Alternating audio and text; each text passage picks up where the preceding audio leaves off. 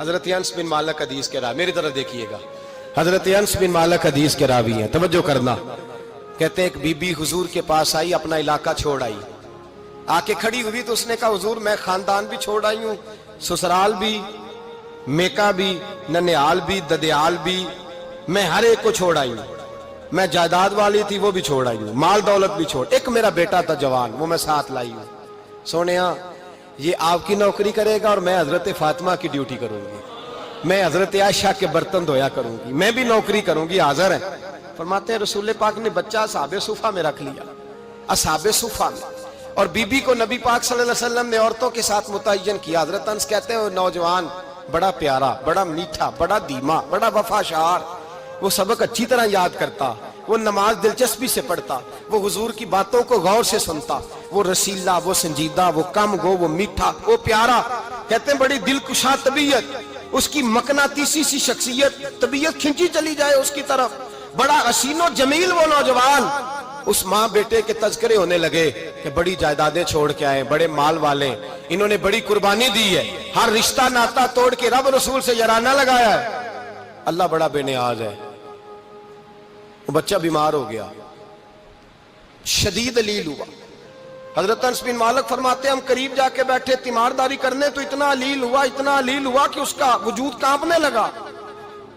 کہتے ہیں کچھ ہی دیر گزری تو اس نے کلمہ پڑھا، روح پرواز کر گئی، روح پرواز کر گئی، سننا روح پرواز کر گئی۔ کہتے ہیں نبی پاک صلی اللہ علیہ وسلم کو بلایا، حضور آئے تو آنکھوں میں آنسو۔ نبی پاک صلی اللہ علیہ وسلم نے سر پہ ہاتھ پھیرا اور پہلے حضور نے جملے ارشاد فرمایا تم غسل دو، کفن دو، میں خود اس کا جنازہ پڑھاؤں گا۔ پھر حضور نے فرمایا نہیں، اسے غسل نہیں دینا، ارادہ بدل گیا ہے، پروگرام تبدیل ہو گیا، اسے غسل نہیں دینا، کفن نہیں دینا۔ حضور کیا کرے؟ فرمایا اس کی اماں کو جا کے بتاؤ۔ یہ نہیں فرمایا بلا کے لاؤ، اماں کو جا کے بتاؤ۔ حضرت انس کہتے ہیں میں نے کوئی نرالا سے رنگ دیکھا، کوئی منفرد سا انداز دیکھا، ہمیں بھیج دیا اماں کو بلاؤ، اور خود نبی پاک اس کمرے سے نکل گئے اور حضور کے آنسو بھی یکدم خشک ہو گئے، مزاج بدل گیا، پریشانی بدل، اماں کو بلاؤ اس کی۔ پتہ نہیں ارادہ محبوب کیا ہے، ارادہ خدا کیا ہے۔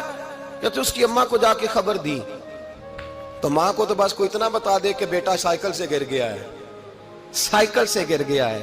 اماں ساری رات سوتی نہیں۔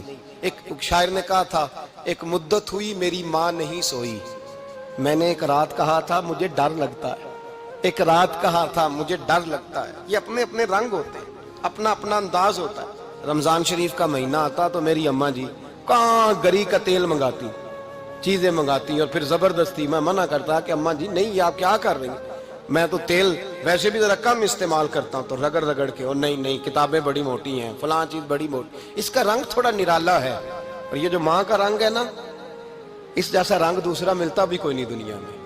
یہ اپنی مثال آپ ہی ہے۔ اماں کو کہا تیرا بیٹا، اماں ذرا دوڑی، گری، پھر اٹھی، پھر گری، پھر اٹھی، پھر گری، روتی ہوئی آئی۔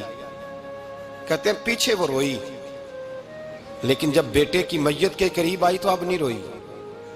کہتے ہیں ہمارے چہروں پہ نظر دے ڈالی اور کہنے لگی تمہارا کلاس فیلو فوت ہو گیا ہے، واقعی چلا گیا ہے؟ کہاں پردہ کر، واقعی کہاں؟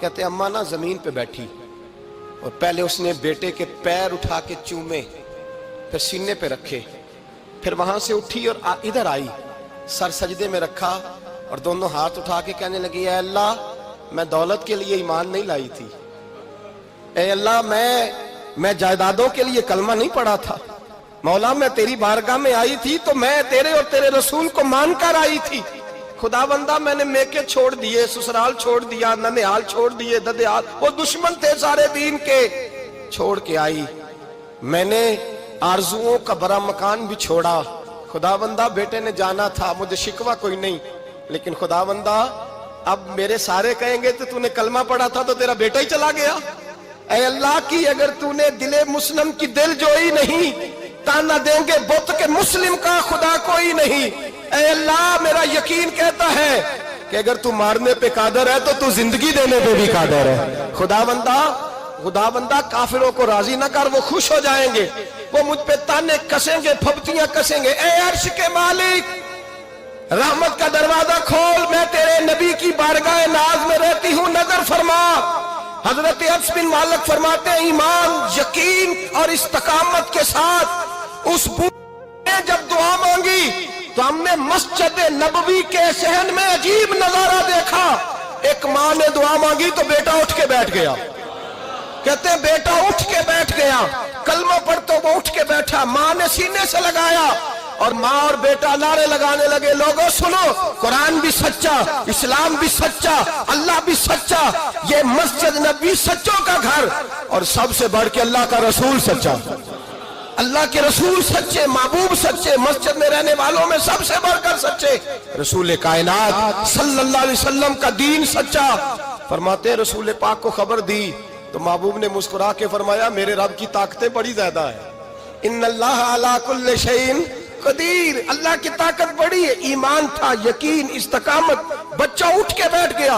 हजरत अनस कहते हैं वो हुजूर के जमाने में भी हयात रहा, विसाले ज़ाहिरी के बाद हजरत अबू बकर के जमाने में भी मौजूद रहा, उमर के जमाने में भी मौजूद, हजरत उस्मान के जमाने में उसकी माँ का इंतकाल हुआ, उसने अम्मा को दफन किया और माँ के बड़े अरसे के बाद उसने पर्दा किया।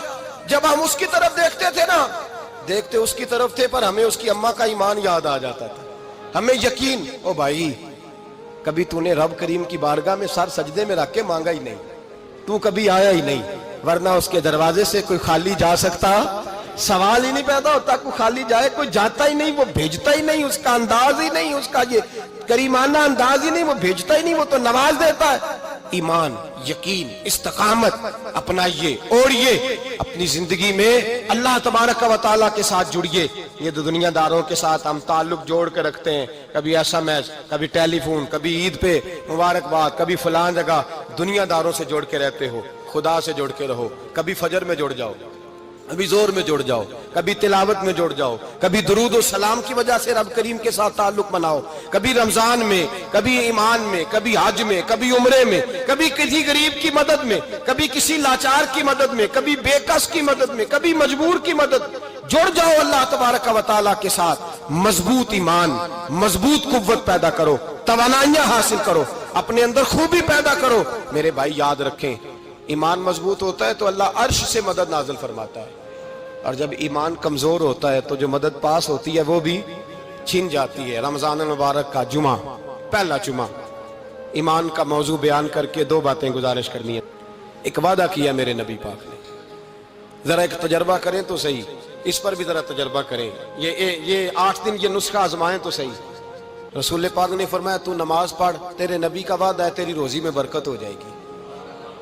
इसको जरा आजमाएं तो सही, आजमाएं तो सही।